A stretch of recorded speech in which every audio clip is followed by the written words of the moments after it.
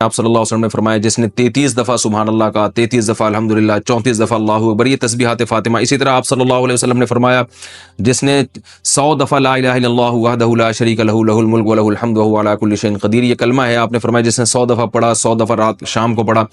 تو اس سے زیادہ نیکی کوئی کر نہیں سکتا۔ تو اس طرح کے جو فضائل ہیں 100 دفعہ، تو ظاہر ہے اس کو تو کاؤنٹ کرنا پڑے گا نا، تو کاؤنٹ کا کوئی بھی طریقہ ہو سکتا ہے، انگلیوں پہ بھی گنا جا سکتا ہے۔ آج کل ایک چائنا کی ایک بڑی مشہور ایک ڈیجیٹل مشین آ رہی ہے، اس کو آپ دباتے رہیں، تو کاؤنٹ جس طرح سے بھی کیا جائے کھجور کی گٹھلیوں پر، تو وہ مقصد وہ تسبیح کے وہ دانے نہیں ہوتے، مقصد گننا ہوتا ہے، تو گن کسی بھی طریقے سے آپ گن سکتے ہیں۔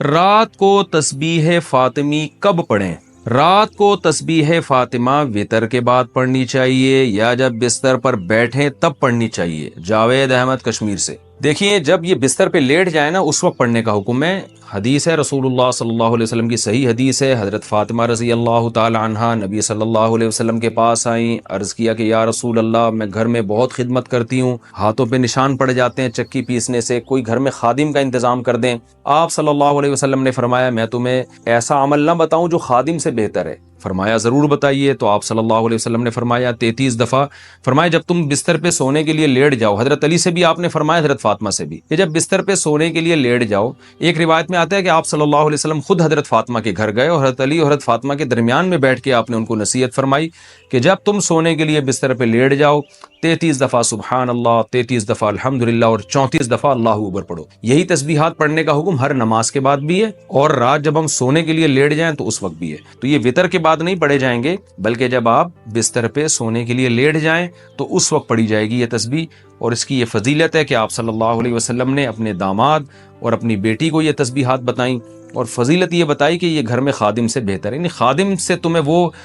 وہ کچھ حاصل نہیں ہوگا جو تمہیں ان تسبیحات پڑھنے سے قیامت میں جو اجر ملے گا، تو اس اجر کو دیکھ کر تم یہ کہو گے کہ ہم نے دنیا مصیبت میں گزار دی، مصیبت سے مراد یعنی مشقتوں میں گزار دی، تو جو اجر ہمیں مل رہا ہے یہ اس خادم سے کروڑہ گنا زیادہ ہے۔ اس خادم سے ہمیں جو سہولت ملتی اس سے اتنا مزہ نہیں آئے گا جتنا اس اجر کو دیکھ کے قیامت میں مزہ آئے گا۔ اللہ ہم سب کو توفیق عطا فرمائے۔ نماز کے بعد کون سی تسبیح پڑھیں؟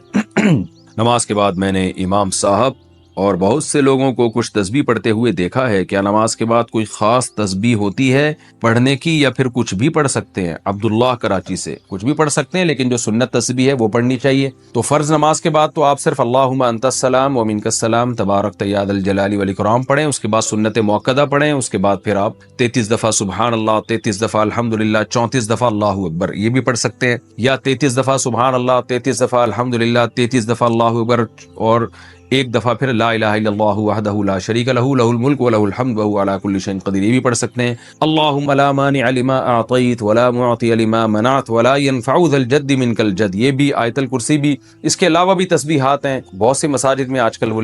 لٹکی بھی ہوتی ہیں، سعودی عرب میں تو خاص وہاں مسجدوں میں اس کا اہتمام ہے کہ سنت تسبیحات میں نے تو ہر مسجد میں دیکھی ہیں، تو بڑا اچھا عمل ہے یہ۔ تو مسجد والوں کو چاہیے کہ وہ تسبیحات جو معمولات اور وظائف نبی صلی اللہ علیہ وسلم فرائض کے بعد پڑھا کرتے تھے وہ لکھ کے لگا دینے چاہیے تاکہ لوگ ان سے یاد کر لیں، ورنہ یہ تسبیحات تو نبی کا معمول